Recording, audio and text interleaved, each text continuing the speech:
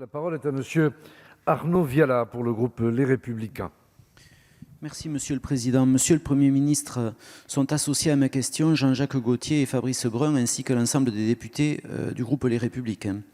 Monsieur le Premier ministre, nous ne pouvons pas revivre avec les tests de dépistage le même manque d'anticipation et la même situation de pénurie que nous connaissons encore aujourd'hui avec les masques et équipements de protection.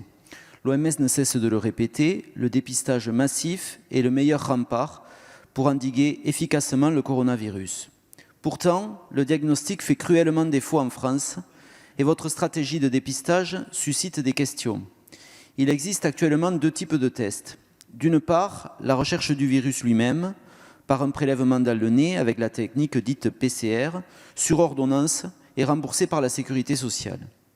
Hélas, ce test est réservé aux seuls soignants symptomatiques, alors que 30% des patients peuvent être asymptomatiques. Pourquoi, au sein de la population générale, limiter le test aux seuls patients graves et hospitalisés?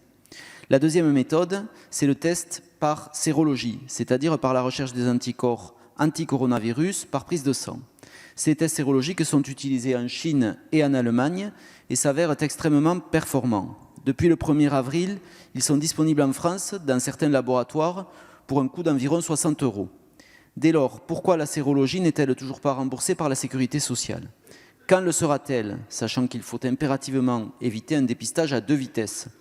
Monsieur le Premier ministre, la généralisation du dépistage est absolument fondamentale pour réussir notre sortie du confinement le moment venu. Pouvez-vous, s'il vous plaît, nous dire précisément comment vous entendez mener cette bataille scientifique et logistique de grande ampleur? Merci, monsieur le député. La parole est à monsieur Olivier Véran, ministre des Solidarités et de la Santé. À nouveau, monsieur le député Arnaud Viala, je crois qu'il faut être extrêmement précis et factuel. Deux types de tests, ou plutôt trois. Le test par PCR, qui permet de savoir si quelqu'un est symptomatique ou s'il est porteur du virus au moment où il présente des symptômes.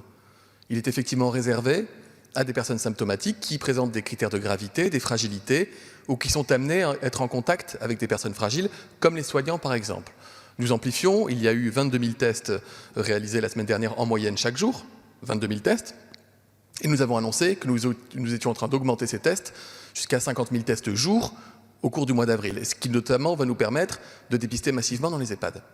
Deuxième type de test, à nouveau pour savoir si quelqu'un est malade, ce sont les fameux tests rapides antigéniques dont on espérait qu'ils arrivent et pour lesquels nous avions passé des commandes, mais qui n'existent encore nulle part en phase d'industrialisation suffisante. Il y a des tests américains qui sont en train d'être fabriqués, ils arriveront sur notre territoire national, nous les avons commandés en millions d'exemplaires, et quand ils seront disponibles, nous les aurons et nous pourrons l'ajouter au total de tests que nous faisons par PCR. Et puis, il y a le sujet très important des sérologies. C'est ce qui permet, non pas de savoir si vous êtes malade au moment où on fait le test, mais si vous avez été immunisé, c'est-à-dire si vous avez des anticorps contre le virus, qui fait que, si je puis me permettre l'expression, vous êtes tranquille.